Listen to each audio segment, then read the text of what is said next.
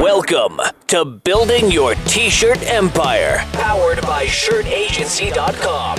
Get ready to take a trip inside the apparel industry for the best tips, tricks, and interviews. And now, here's your host, Cole Lundstrom. Hello, and welcome to Building Your T-Shirt Empire. This week we have Ryan Moor. This time he is going to talk to us about Allmade, his exciting new project. Ryan, tell us a little bit about what's going on.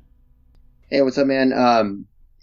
It's interesting because as a screen printer, starting out as a screen printer, then working with hundreds, thousands of screen printers, education, I first of all never liked the traditional boxy T-shirt. And I heard a couple of the CEOs and founders on your podcast from Bella and then from Alternative, and how they're transitioned this marketplace from these just boxy carded cotton T-shirts to what is now, more of a fashion, forward T-shirt. And the T-shirt always interests me, in the fact that we could choose different T-shirts to make better screen prints was really interesting. And as through the recession and through our education program started to take really hold, we really wanted to focus on educating people on, hey, you can actually make a better quality screen print by just choosing a better quality shirt. But it was all about, like, I think as a screen printer, you make this shirt, which is a blank canvas, come alive. And I never really understood or even asked the questions of, how is this blank canvas made? What goes into it? What's it made out of? Where is it made? Who makes it? And it's all about the print, all about making this awesome thing once it's decorated, once it's printed, but not really understanding what goes behind it. So we wanted to always get into the T-shirt game. I mean, it makes logical sense for us long term to supply, along with ink, supply a T-shirt. And I know we wanted to make a better T-shirt, but I never knew kind of how it would come about. Well, you're talking about making it better. What is it that you dislike about the current industry standards that you're hoping to improve? So coming in from it not knowing anything about how T-shirts made, we helped American Apparel start their textile printing facility. So I think that was in 2009 or 2010. So pretty familiar with how American Apparel did things, and loved that brand, loved how they made a shirt, loved the facility that they made it in, how they treated their workers, how they paid their workers more on a per click scale, that they can earn a lot more money if they're more efficient. They had healthcare right in house. So I loved it, but then the whole thing just fell apart. And, making a better T-shirt, once again, kind of focusing on just making a better T-shirt. How could you market it better? How could you, cut it better? Well, how could you make it more consistent? How can you make it out of better quality fabrics? And about a year ago, at the ISS show in 2016, right after I talked to my sales team about the impact that our company has, the impact that they could have that very day at this trade show, where they're going to meet new screen printers or current screen printers and help them literally transform their business, make their dreams happen, start companies, build companies, hire people, pay for their kids to go to school, and what a big impact that has in their life. It was really interesting that at the end of the day, this guy comes up to me from the Global Orphan Project, which is a nonprofit that serves orphans throughout the world. And he gives me this T-shirt and he says, hey man, we make these to support orphans or to prevent orphans or something along those lines in Haiti. It was a pretty good quality shirt to begin with. And then he asked, would you guys be interested in learning how you could help us do that? And I said, yeah, I'd be interested in learning, obviously, so through the last 16 months, 15 months, it's just been a complete education process of, whoa, that's how they make it. Well, that's where they make it. Oh, that's how much they pay people to make it. Oh, that's what it's made from. And it's all the questions that I think the majority of screen printers, at least the ones that I've interacted with, and then coming from the screen printer, had no clue about, the fabric, all the way down from where the fabrics, where the cotton's grown, how the cotton's grown, and to, where it's sewn and how far it travels to get to its final destination. So speaking of the fabric, where are you sourcing the fabric from? Is it U.S. cotton? So we decided that was one of the first hangups that we had, because the concept of the Global Orphan Project, they're like, they want to create jobs to give the orphan the possibility to have work. They're doing it in Haiti because Haiti is about 90% unemployment of good paying jobs, at least 50% unemployment of just normal work. And normal work down there is not great because your average Haitian lives on $2 a day. So it's, they wanted to create a good quality job that's paying 5-6 times that. Or in this case, we're paying, I think $15 a day. So it's many, many times the average, what somebody average is living on. And to do that, they needed to increase their volume. So they came to us and they're like, could you help us create a product that is a higher volume commoditized product for the industry? And, so we were like, yeah, that sounds great. You're paying people great. Your facility sounds awesome. I've seen pictures of it, seen videos of it. Where are you getting fabric from? And they're like, somewhere in India. And so, well, what's that facility look like? What about the people that are growing? What about the people that are growing it? And they're like, I don't know. We're just getting it from India. And feels good, looks good. And then we're like, hold on. Like, we couldn't like do part of the process good while doing the rest of the process. Maybe we don't know, And so we started asking more questions. And at that point in time, we actually put the project on hold because we realized that we didn't really know. And in order for us to like get into it, we would have to find this information out.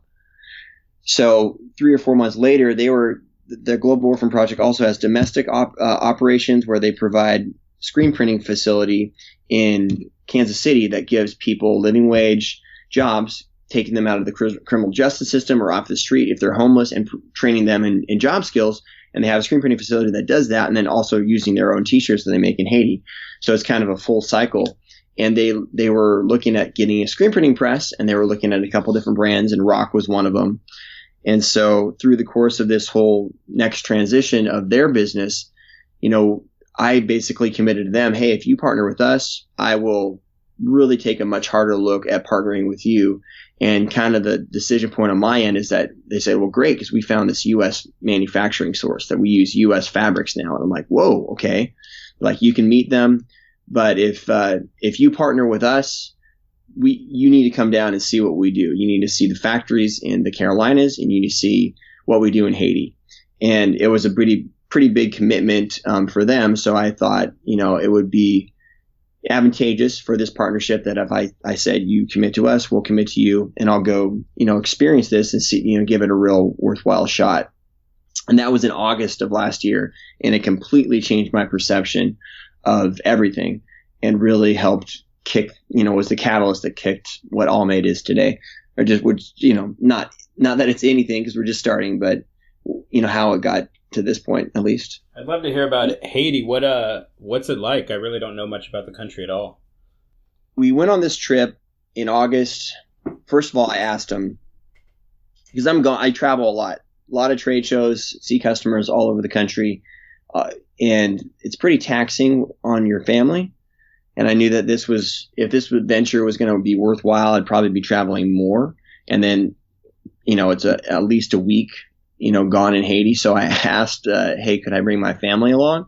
And they said, we've never been asked that before. How are you? My kids we're 7-year-old twins. We have a 3-year-old, but we didn't want to take him. He doesn't travel that good.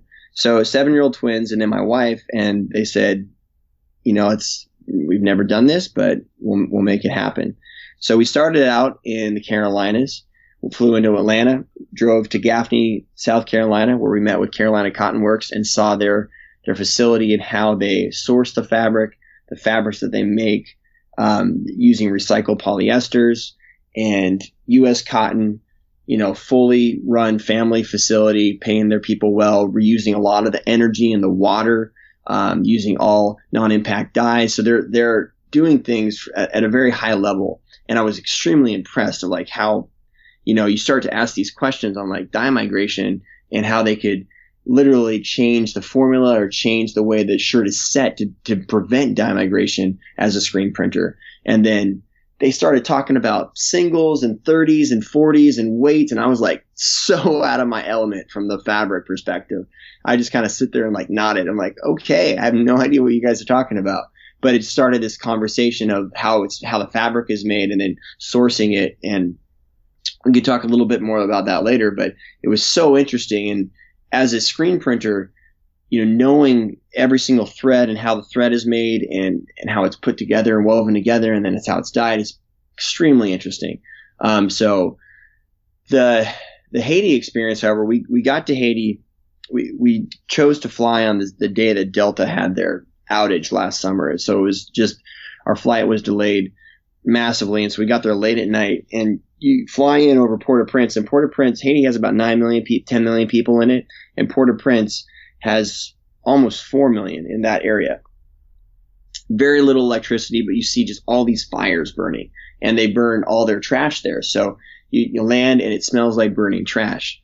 So, immediately from the airport, just going through the airport, you're supposed to just plow through because everyone wants to help you. They want to try to take your bags, and you're just like, go, go, go.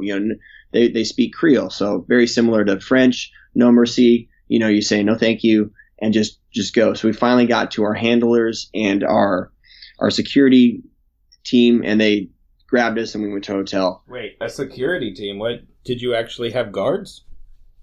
Yeah, so took a couple pictures of the team that we work with down there. They have a full security team that works with the nonprofit, because I don't think it's that dangerous per se, but it can be dangerous if something bad happens. If there's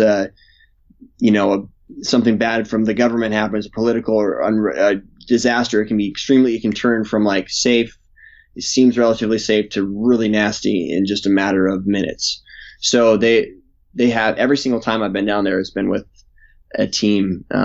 There's a team that stays at the complex, and there's a guy that travels with us. And the guy that spent most of the time, his name's Mac. Super awesome guy, buff. You can tell they go to quite a bit of training to go through this process to become, a certified security agent, essentially. So you feel pretty safe. And it was really important for them, obviously, because my wife and kids were with us, that we had a good team with us. So, but I mean, you see pictures of a third world country. Haiti's definitely a third world country. It's the poorest on the Western Hemisphere, and I think one of the poorest in the world. I'm not sure where it actually ranks, but it's crazy. I mean, you go just from like how much garbage and trash there is everywhere to, where people live. The one thing that you can't really say, I haven't said, I'm sure there are very hungry people in Haiti, is that they're starving. They're not really starving because there's so much aid that the U.S. gives them. They just ship in bags of white rice, and so people have food. It's not the best food. It's not like nutrients food. So you can tell, like, there's the little black girls running around and they have red hair, and it's like, why do you have red hair? It's because they're not getting the nutrients they need to have the black hair, that they should have. Oh, wow, that's terrible. And so I think in there, what I've learned is there's two things that have really, just because the food and the clothing is, there's so much donation, and we literally ship half the stuff that you see there is, I mean, you see like championship shirts of teams that never won because they all go to Haiti, right? Not all of them, but a lot of them. And it's like the Walmart death bin, but it's twice the price that you would buy it at Walmart for. And yeah, these, the Haitians are living on 1/100th of what we live on. It's not fair. It's crazy. But they get clothes, they get food. It's just not the best. What they really lack is good medical care and schooling. So what happens when people have kids, lots of kids, because there's not really good birth control, is that their kid might get sick, or their kid gets to the age of school and they just don't have the money to do either of those. So they literally like just give them up, abandon them, and hope that an orphanage will pick them up. And 90% of the over 500,000 orphans there are, quote unquote orphans there are in Haiti, have families that could take care of them if they could take care of them. And so it's partly systematic, because there's sides of the fence on both sides, where you have nonprofits from the U.S. and other countries that are, giving money, sponsoring children, and then you have people taking advantage of that. They're literally getting paid per head, kind of like our foster care system, supported through these nonprofit agencies.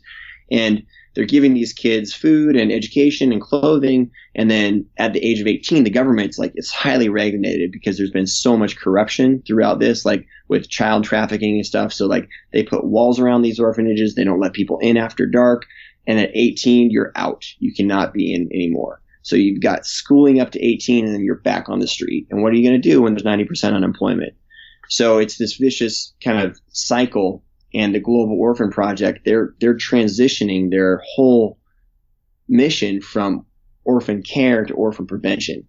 So they start training at the age of 16 in one of three viable industries: diesel mechanics, because the entire country is run off diesel; agriculture, because there's a vast need for farming and food there that is good, locally grown, organic food; and then t-shirt sewing, which is one of the biggest industries in Haiti.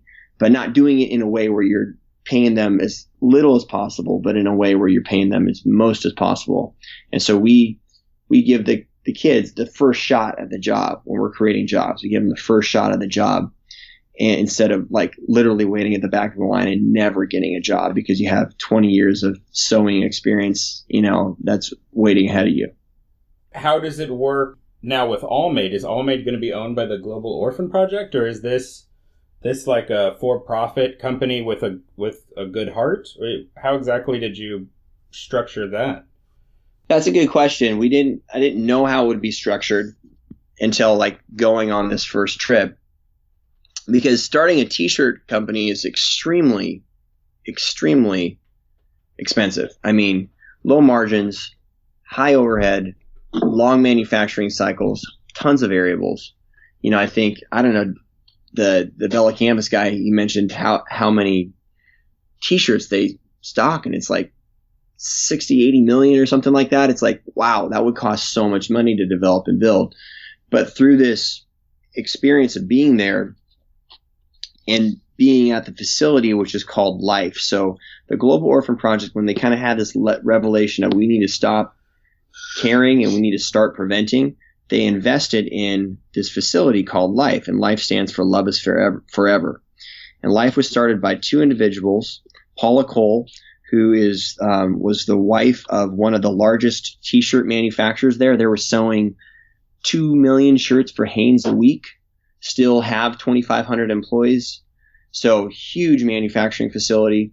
And then the guy that ran that facility, Jeff, they just got sick of it. They're like, Paula started after the earthquake, she started taking all the t-shirt scraps out of the bins and started getting moms from the communities that couldn't support their kids and started making hand woven bags and stuff out of t-shirt scraps because she wanted to give them work. And then Jeff saw what she was doing. He's like, man, I could do that. I'm sick of paying people nothing and seeing them sew hems, or sleeves for 25 years. And they started this place where they're paying people better, treating them better, giving them proper, care and attention and a place to work and dignify work that they're able to transition themselves. They don't get stuck doing one thing for their entire life. So they saw this, they met this team that was starting this, and they invested and kind of transformed their business model. And I think that was about 3 years ago that they started this. So they have about 100 employees that are working there right now in Life, and that's where we contract to sew. It's a full living wage facility, mostly owned by the nonprofit, and with ownership with Jeff and Paula. Paula is strategic in the relationship because Haiti's ran by about 8 families, and in order to get stuff in and out of the ports, you have to have connections. So even though she's divorced now, she's still in with the patriarch of the family, and she's still able to use those connections for us to do a viable business down there. The company of Allmade is a division of Ryonet. It is a for-profit, but it is for purpose. So the main goal is to use sustainable fabrics and do it in a way where we're giving people the most money back. We're actually changing the lives of the people that we're hiring. And so we're starting in Haiti. We could eventually expand into different areas of the world, but Haiti's very strategic in the fact that it's extremely close to the U.S., but also is the the country with the most need that is being taken the most advantage of right now in the apparel industry. And it's not the fault of the apparel manufacturers. I was reading an article that it was entitled, "Would a $5 a day minimum wage be better for the Haitian worker?"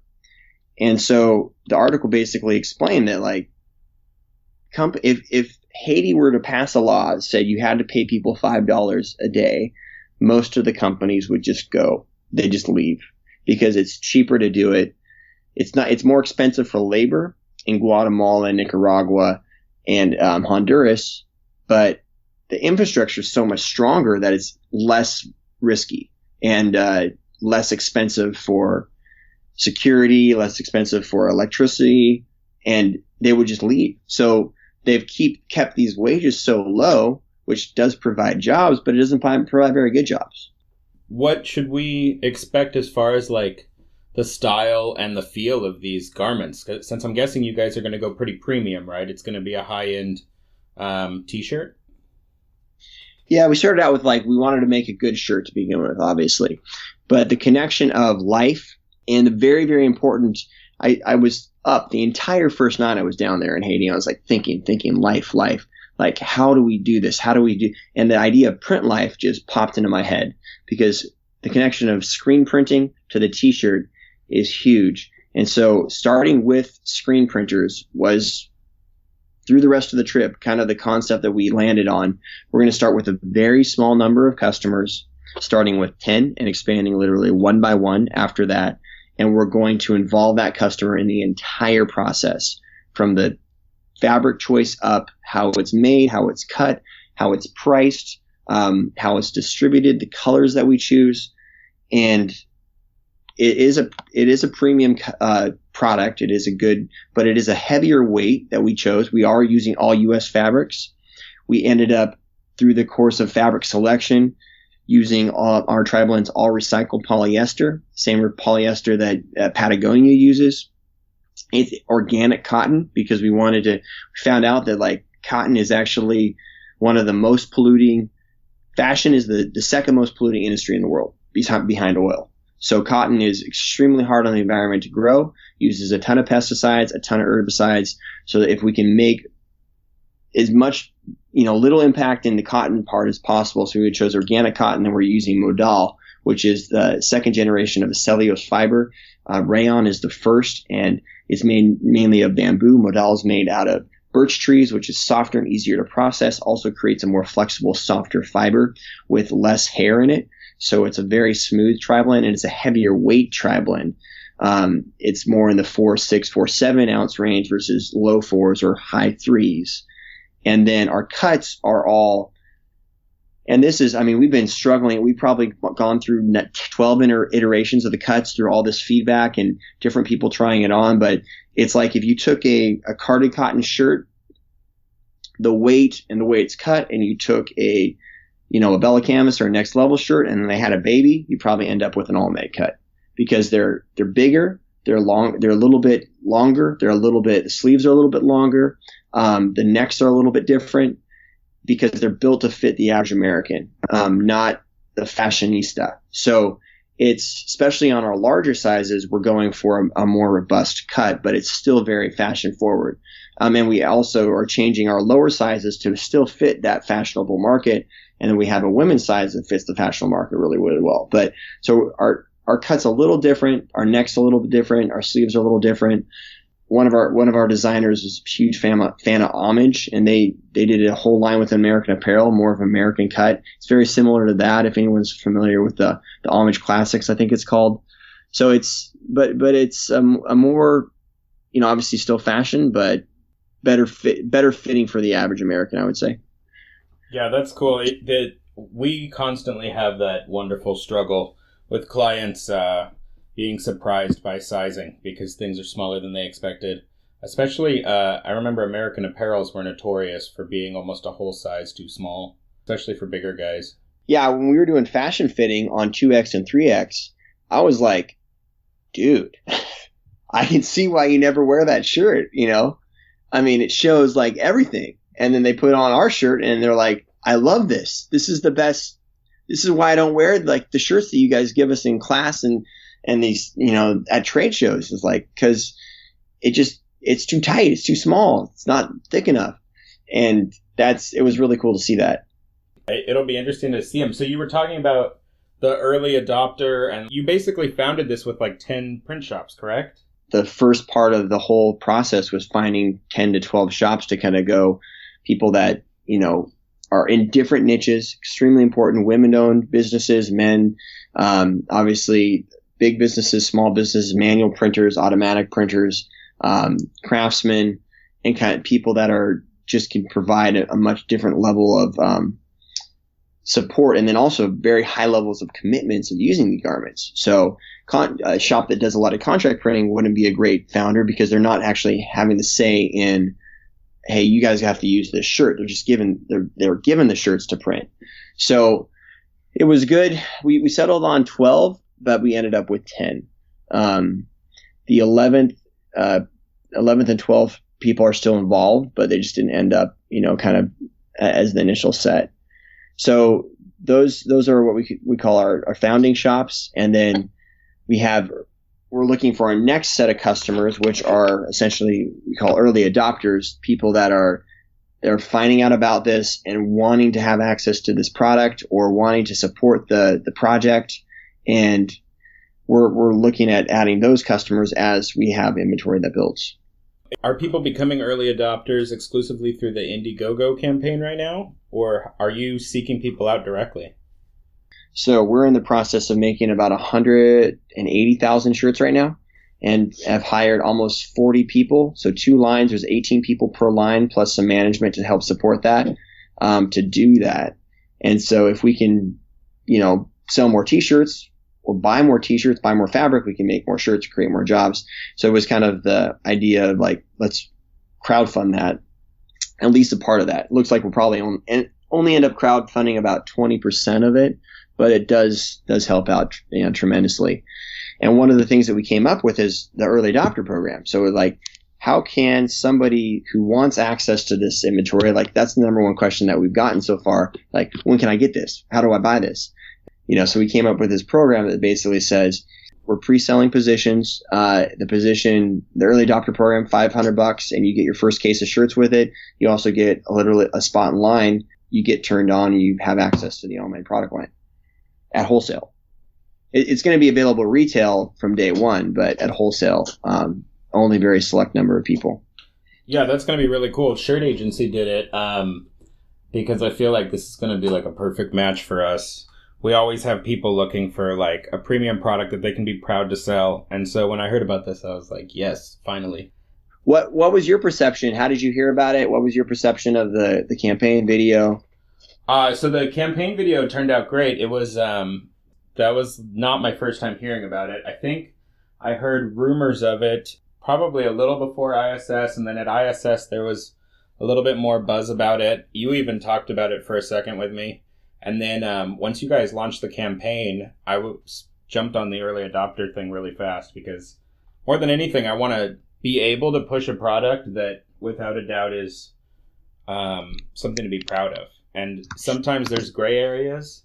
So a company that's starting from day one with that mission is just really intriguing to me. Yeah, I saw that, and I remember talking to you about it at the show.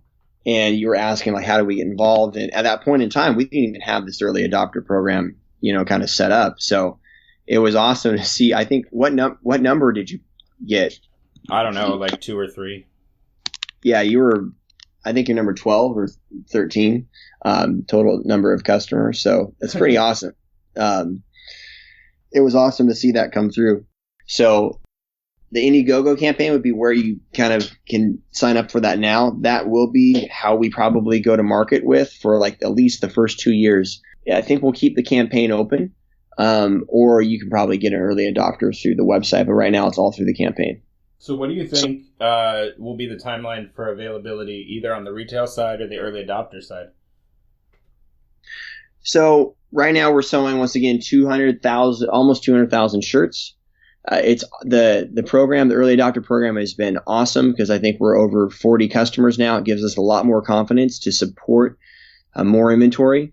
We met with the International Development Bank to help maybe possibly fund more of that inventory. So we're able to get a lot more aggressive than we were even 2 months ago before the Indiegogo campaign started, which has been awesome. So life is kind of at capacity with where they're at right now. So one of the things that the country is working on, we're working with crafts, Caribbean Crafts and Life and Allmade to start up this micro manufacturing park, kind of a high end solar powered place in Haiti that creates this living wage, because it's really contentious. I mean, you have to be careful about how you hire because it can create mass disruption in the marketplace.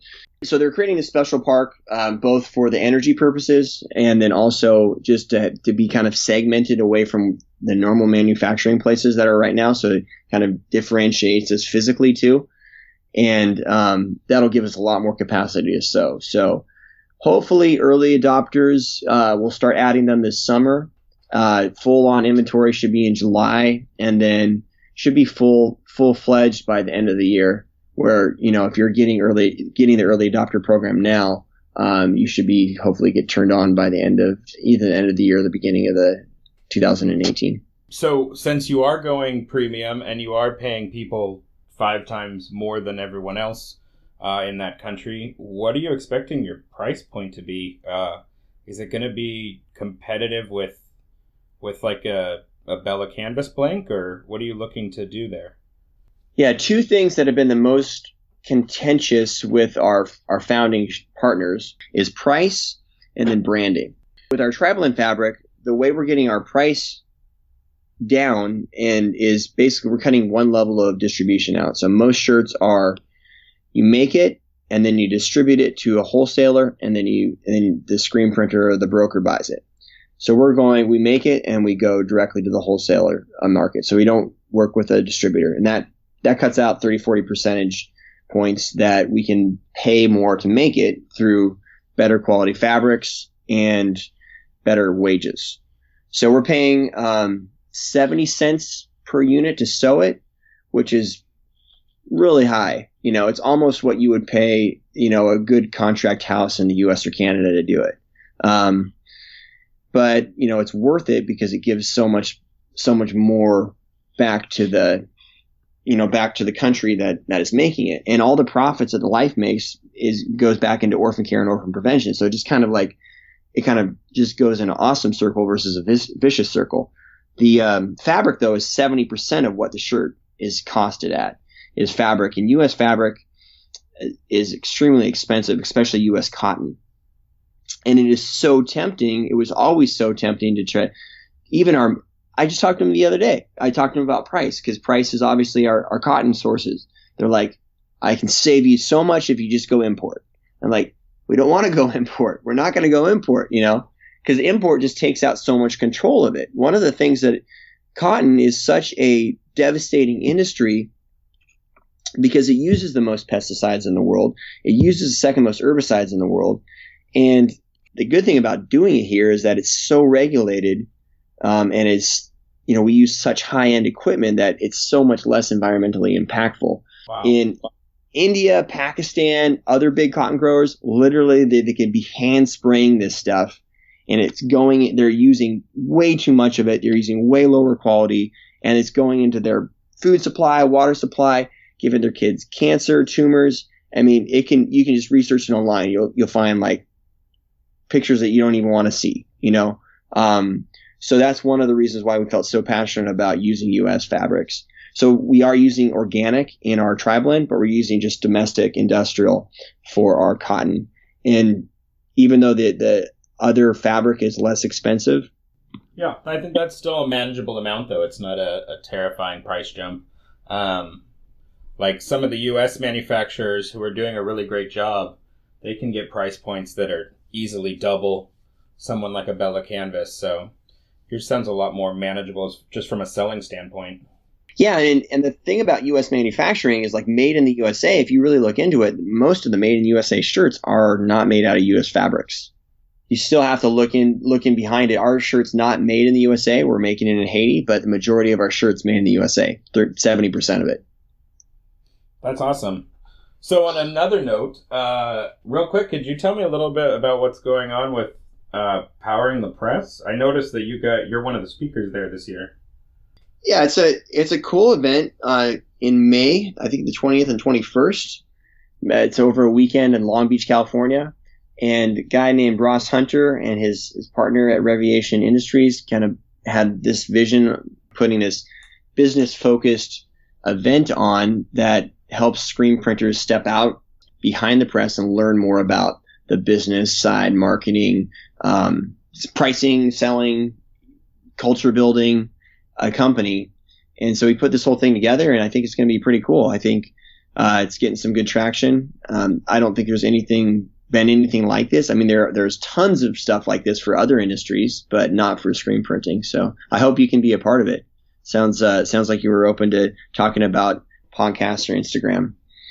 Oh yeah, I don't know yet, but it's funny because I literally almost bought a ticket this week, and then I got that email, and I was like, maybe I'll wait for the ticket for a second.